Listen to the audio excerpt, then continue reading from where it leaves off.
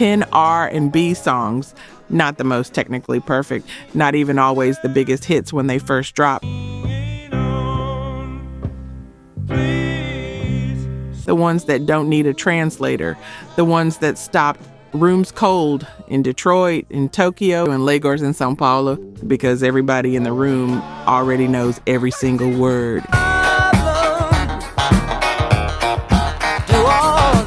You could be anywhere on this planet, hear these songs, the room changes, and the 0.1% who don't love these, I genuinely don't know what to tell you. Let's get into it. Number 10, I Want You Back. The Jackson 5.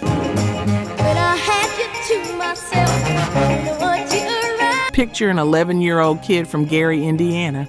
Not classically trained, not raised in a conservatory. A kid who'd been grinding local talent shows, performing in church, working the Chitlin circuit since he was barely old enough to count his own age. Now imagine that kid steps into a professional recording studio for the first time, puts on headphones, and records a vocal that stops everyone in the room cold. He hadn't even turned 12. It's 1969. 5 brothers from Gary have just signed with Motown. Berry Gordy pulls together a production team called The Corporation. Himself, Freddie Perrin, Alfonso Mazel, and Deke Richards, and gives them one mission: find a hit for this new group. They happened to have a track they'd been developing, written with Gladys Knight in mind. Wait, yeah. I Want You Back was not written for the Jackson 5, originally intended for Gladys Knight. Some people even floated Diana Ross's name, but Gordy heard it again and thought about this kid, Michael, about what would happen if you gave a plea that desperate to an 11-year-old who could actually feel every word. So he kept it. Released October 1969. The song entered the Hot 100 at number 90, then 30, then 8. On January 31st, 1970, it hit number 1, also number 1 on the R&B chart for 4 straight weeks. But here's the part that still gets me. This was not a fluke. Their next 3 singles all went to number 1. ABC, The Love You Save, I'll Be There. First group in music history to have their first 4 singles all reach the top of the Billboard Hot 100. Not Elvis, not the Beatles. 5 brothers from Gary. If you grew up hearing this song blasting out of someone's car window, at a cookout, at a family gathering, anywhere, you know exactly what it felt like. Pure joy. No complications, just music doing exactly what music is supposed to do. And 55 years later, that opening piano riff still does the same thing it always did. That's not a hit. That's something older. Coming in at number 9, a song that the head of Motown tried to kill before anyone could hear it. Number 9, What's Going On? Marvin Gaye.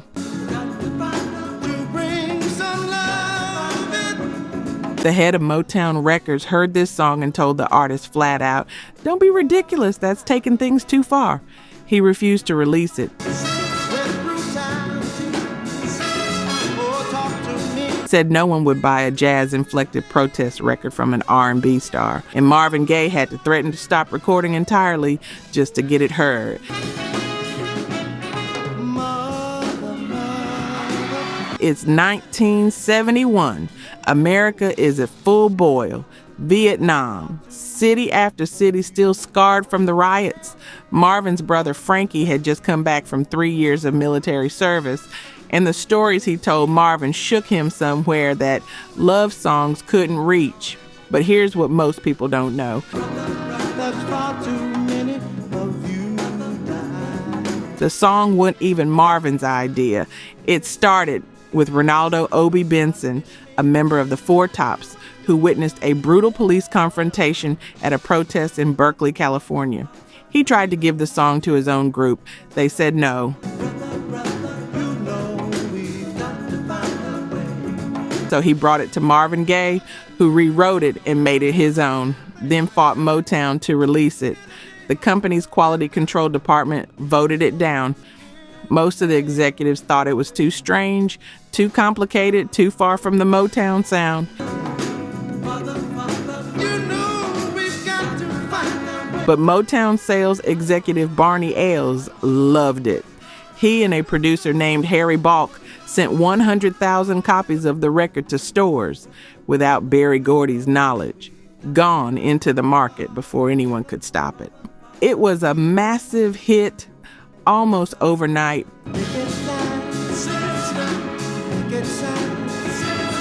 When Gordy finally heard the chart numbers, he drove to Marvin's house and told him, "You can do what you want with your music, but finish a complete album in 30 days. Marvin recorded the rest of What's Going On in 10 business days.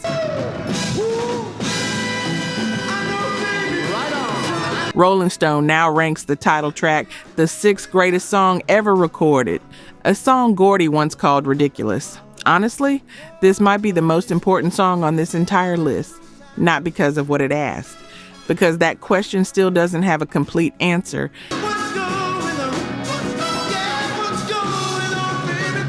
And whenever something breaks open in the world, whenever people have no words, somebody puts this on.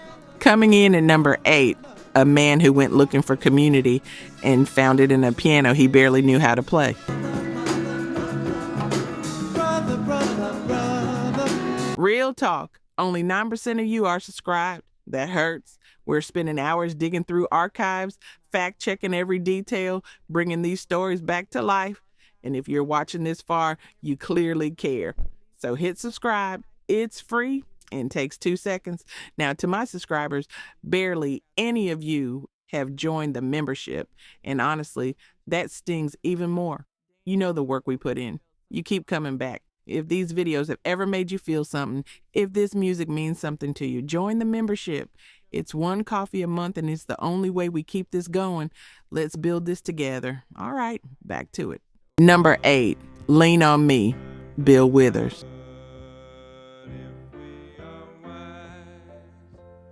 Bill Withers did not record his first song until he was 32 years old. Before music, he spent 9 years in the United States Navy. After the Navy, he worked a factory floor on the assembly line, making parts for Boeing aircraft.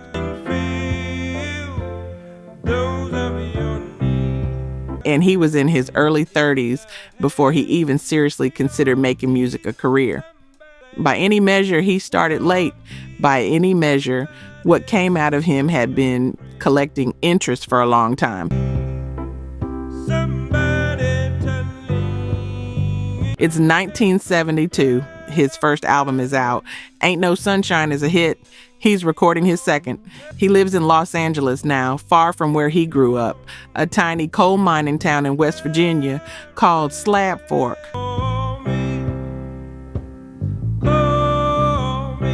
Barely 200 people. And he keeps thinking about what community felt like there, what it meant to live somewhere people actually showed up for each other. He missed it. He sat down at a Wurlitzer piano he just bought, barely knew how to play it, and started finding chords. And within minutes, the phrase walked in, "Lean on me." He kept the lyrics deliberately simple because he said simple is what reaches everybody. Lean on Me came out in April 1972. By July 8th, it was number 1 on both the pop and R&B charts, 3 weeks at the top. And if you're already hearing it in your head right now, you're not alone. In 1987, 15 years after Withers recorded the original, an R&B group called Club Nouveau took their own version to number 1 on the Hot 100, making Lean on Me one of only 9 songs in history to top the Billboard chart by 2 completely different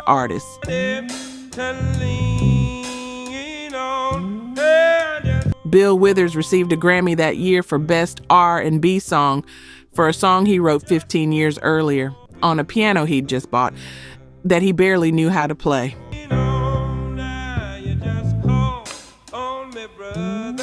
Bill Withers died on March 30th, 2020, 3 weeks into a global pandemic. And within days, people around the world were playing this from their windows, their balconies, their doorsteps, because they knew instinctively that this was the right song for exactly that moment.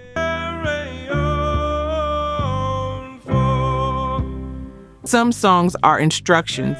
Coming in at number 7, a man who found his voice by choosing to stay quiet and chose to speak through gentleness.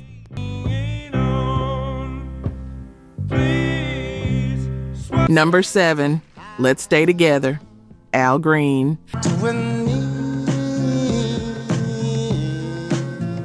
Al Green's father kicked him out of the family gospel group when he was a kid.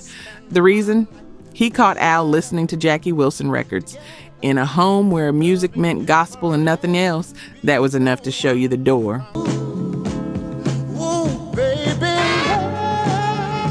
And maybe that's why Al Green spent the next decade trying to find a sound that belonged entirely to himself, something that wasn't borrowed from anyone who came before him.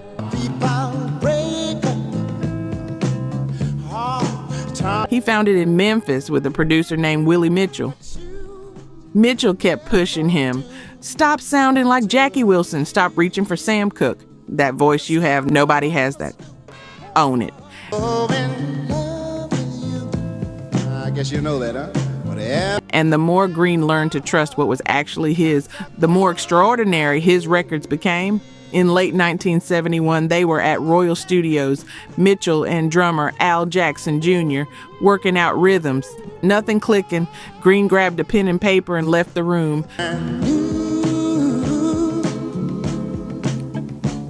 15 minutes later, complete lyrics. Let's Stay Together. The whole song written in the time it takes most people to make a cup of coffee. And Al Green later said in interviews that the song wasn't really about romantic love. The meaning was bigger than that.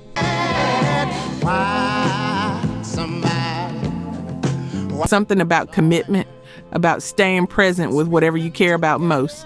Released in late 1971, Let's Stay Together hit number 1 on the R&B chart for 9 straight weeks. 9 weeks. Also number 1 on the pop chart. Rolling Stone ranked it the 60th greatest song ever recorded. And Tina Turner, looking to rebuild her career in 1983 after a decade of struggle, chose this song as her comeback single, and it worked. Let me say it. Because the song holds you. Once Al Green's voice has you, it doesn't let go. If this song was playing the last time you were with someone you loved, wherever that was, whatever that evening looked like, you know what I mean. Where the times are good or bad, happy, you know exactly what I mean. Coming in at number 6, 4 young men from Philadelphia who changed the record books in 3 hours.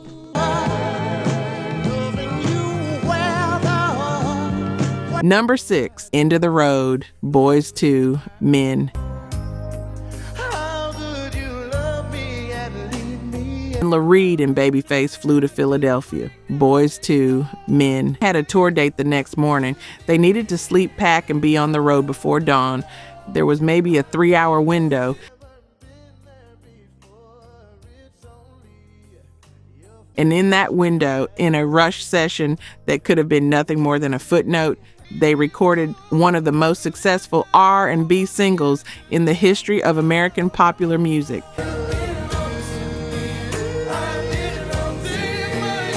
It's 1992, Boyz II Men. 4 young men from Philadelphia's High School for the Creative and Performing Arts are already on the rise. Yes, baby, my heart is lonely. My heart hurts, baby. Motown Philly put them on the map. Their debut album is selling. Now they've been tapped to record something for the Eddie Murphy film Boomerang. Babyface and L.A. Reid write End of the Road specifically for them. 1 session to get it done. I'm not out to go out there and cheat all night. just like you did, baby, but that's all right. 3 hours, all the vocals. That's it.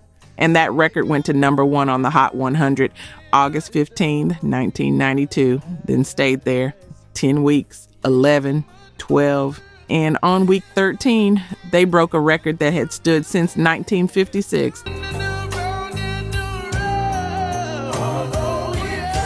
When Elvis Presley ruled the chart for 11 weeks. No one had touched that record in 36 years. Then Whitney Houston's I Will Always Love You came and broke their record at 14 weeks. Here's where it gets interesting.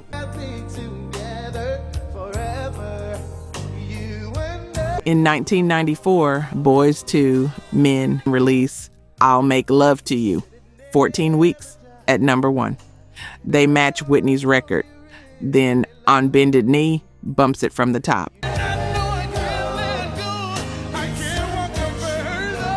Boyz II Men replaced themselves at number 1, only the second act in history to do that after the Beatles. Then in 1995, One Sweet Day with Mariah Carey, 16 weeks, a record that stood for over 20 years. 3 hours of recording, 50 combined weeks at number 1 across 5 singles. And if you were ever on the wrong end of something you weren't ready to let go of, if this song ever caught you at midnight in your car, you already know what these harmonies feel like at the bottom of something. Girl, I'm here for you. Some songs become the walls of a moment in your life. This is one of those. Let's shift gears because the next 5 songs hit different. Yes, I feel pain too. Baby, please. Number 5, My Girl, The Temptations. Smokey Robinson says something that always stops me when I hear it. He says he can be in a foreign country, somewhere nobody in the audience speaks English, somewhere they barely know his catalog. And the moment they hear the opening bass note, the crowd starts cheering. Before he sings a word, before the guitar riff comes in, just the bass, and everybody already knows exactly where it's going. In a country where he's an outsider, that bass line is a passport.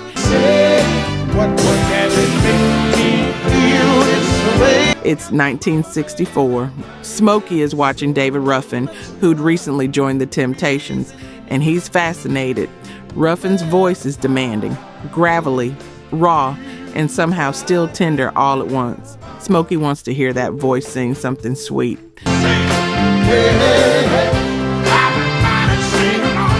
A contradiction that, if he gets right, becomes unforgettable. He said it himself.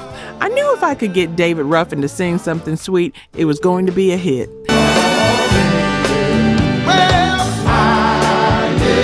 He wrote My Girl with Ronald White specifically for Ruffin, the first time Ruffin ever led on a Temptations record.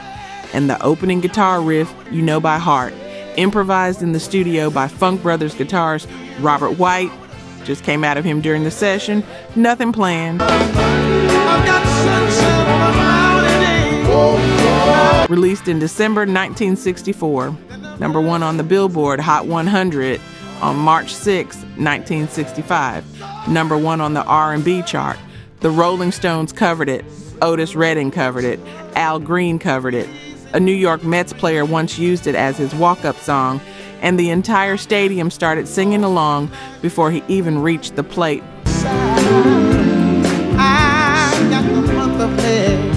Smokey wrote My Girl as a companion piece to My Guy, the Mary Wells song he'd written the year before, 2 songs answering each other across the pop charts, but he never once regretted giving it away. Were it not for the Temptations, he says, I never would have written it. He gave it to them. They gave it to the world. 1 billion Spotify streams, 60 years in, and it doesn't age.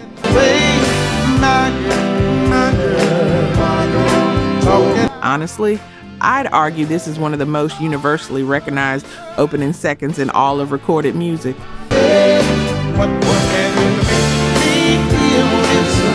I know some of you will disagree. Come find me in the comments. At number 4, a song that almost went to someone else entirely.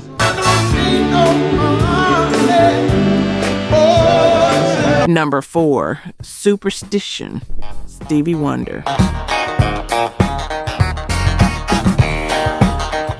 This song was supposed to be Jeff Beck's.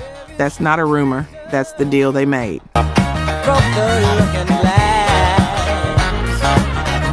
Beck, the British guitar legend, would come in and play on Stevie Wonder's album, and in return, Wonder would write Beck a song. They were in the studio one afternoon, Beck messing around on the drums, Wonder improvising on a keyboard, and out of nowhere, the riff came. You don't understand when you stop her. The whole thing, the groove, the feel, the energy, improvised in real time. They cut a demo. It was supposed to be Beck's record. This was 1972. Stevie Wonder had just turned 21 and forced Motown to give him complete creative control over his music. Threatened to walk if they refused. They blinked first. And what followed was one of the greatest creative runs in American music history.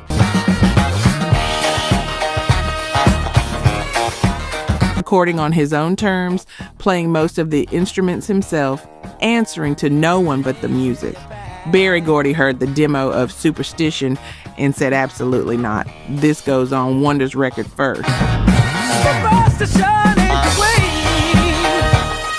Beck released his version a month later in March 1973.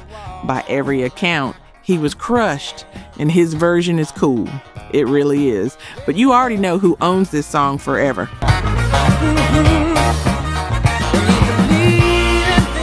Released October 1972. Number 1 on the Hot 100 on January 27, 1973.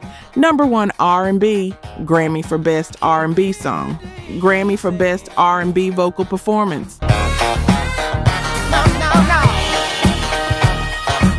The tour with the Rolling Stones that year had introduced Wonder to rock audiences for the first time, and Superstition proved that a groove this powerful doesn't ask your genre preference. It just takes you. Here's the thing about that clavinet riff.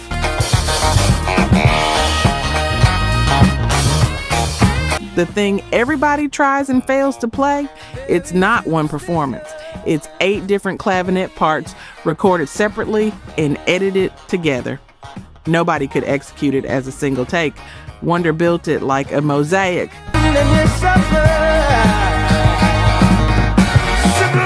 The most intuitive groove in the history of soul music is a carefully constructed illusion.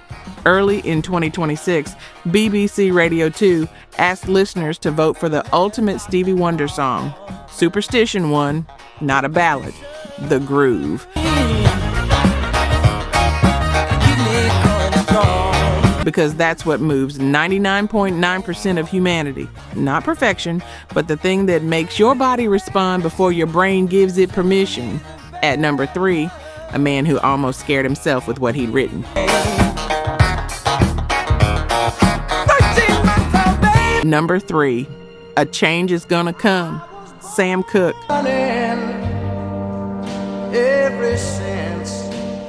Sam Cooke played this song for his protege Bobby Womack before it came out. Bobby listened all the way through. When it ended, he looked at Sam and said, "It sounds like death." Cooke thought about that and said, "Yeah, that's kind of how it sounds to me too. That's why I'm never going to play it in public."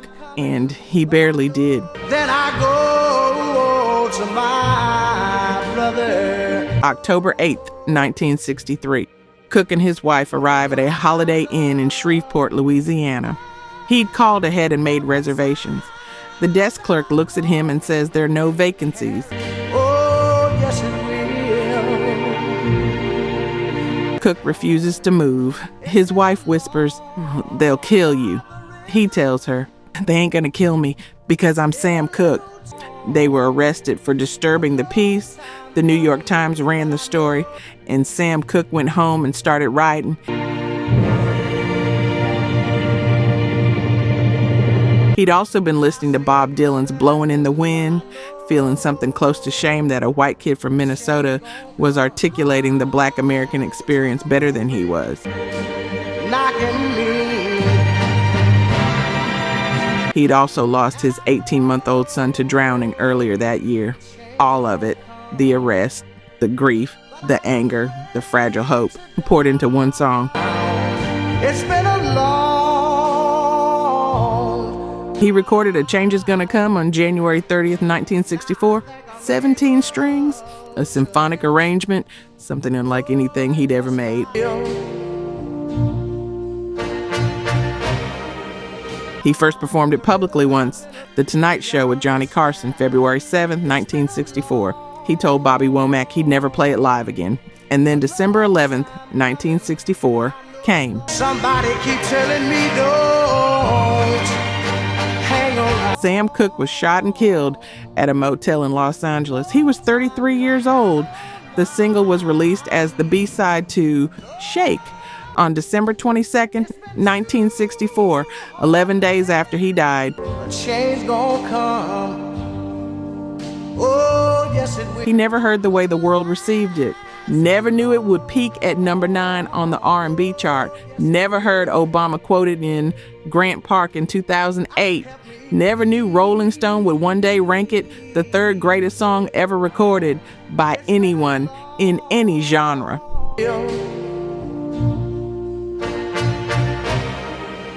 If you've ever played this for someone who'd never heard it and watched their face change in the first verse, you know what it means to hear music that costs something. A long time coming, but I know. At number 2, a woman who heard a man's song and gave it back to the world as something entirely different. Back down on my knees. No. Number 2, Respect, Aretha Franklin.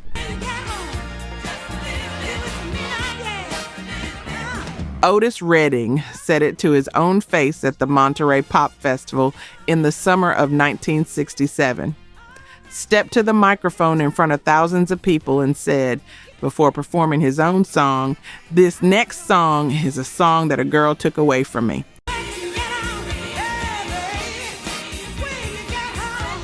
A good friend of mine, this girl just took this song. The crowd laughed, but everyone in that room already knew exactly what he meant. Otis wrote Respect in 1965. Man comes home, asks his woman for a little appreciation. Good song. Peaked at number 35 on the pop chart, number 4 on R&B. His. Then Aretha Franklin, newly signed to Atlantic Records, decided she wanted to record it. And she didn't just cover it, she dismantled it and rebuilt it from the foundation. She walked into the studio on Valentine's Day, 1967, February 14, sat down at the piano, and with her sisters Irma and Carolyn, flipped the entire perspective. Not a man requesting attention, a woman demanding her dignity. She spelled it out, letter by letter. She added, "Sock It To Me" with her sisters echoing behind her, built a completely different song from the same bones, and recorded it in a handful of takes. Her producer, Jerry Wexler, said it simply, "The call for respect went from a request to a demand."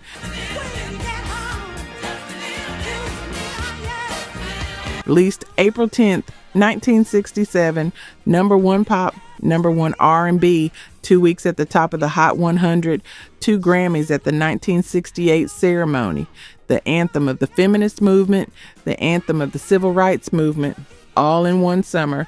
But here's the part that still burns a little.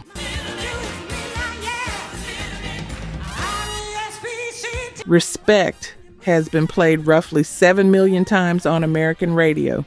Aretha Franklin was paid nothing for those plays. Nothing.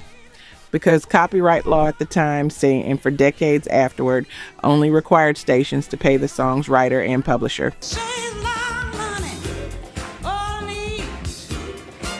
Otis Redding wrote it.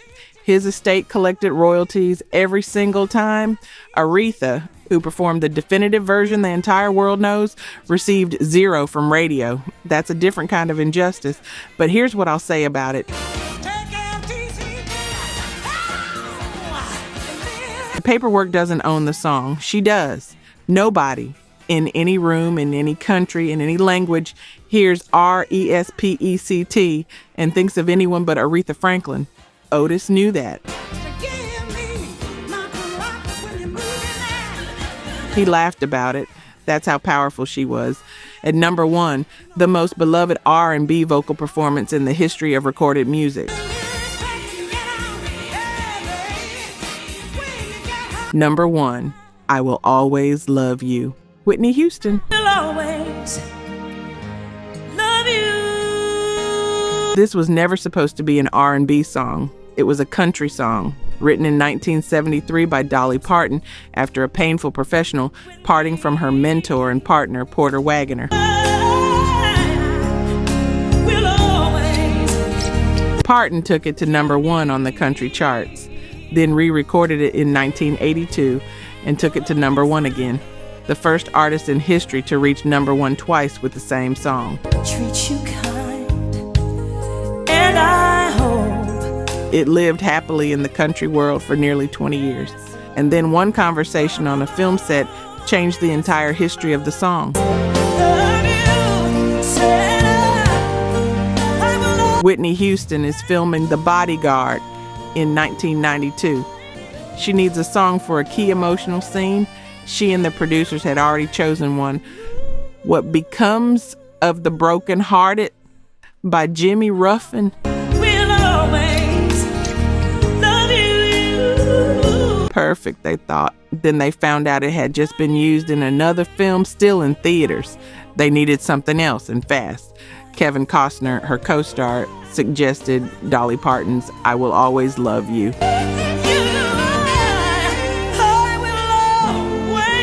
Whitney wasn't sure. Producer David Foster heard Costner's idea to open the entire song a cappella, nothing but Whitney's voice, exposed, no instruments, and said flat out that he thought the idea was ridiculous. He agreed to it anyway. And that moment, Whitney's voice alone before a single instrument enters became the most iconic opening of any single released that decade. And I wish you joy and happiness. Released November 2nd, 1992. Number 1 on the Hot 100 by November 28th. 14 weeks at the top, breaking Boyz II Men's 13-week record. Number 1 on the R&B chart. Number 1 in 34 countries. Best-selling single by a female artist in history.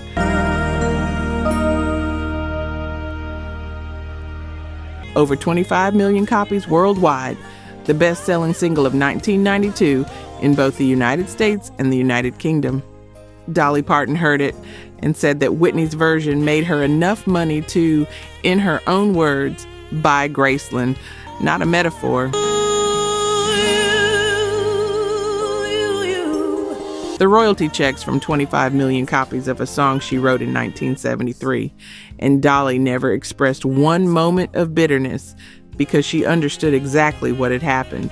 Her song had become something even she couldn't have imagined writing.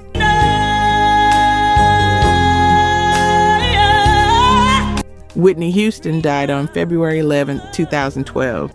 Within 24 hours, I Will Always Love You returned to the top 3 of the Hot 100, one of only 2 songs in history to chart in the top 3 in 2 completely separate eras.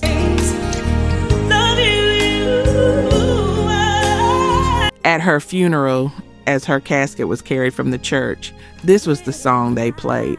And it was exactly right, because some songs aren't about beginnings or endings. They're about something that outlasts both. Memories. Which one hit you the hardest today? Drop it in the comments. I already know this list is going to split the room. You need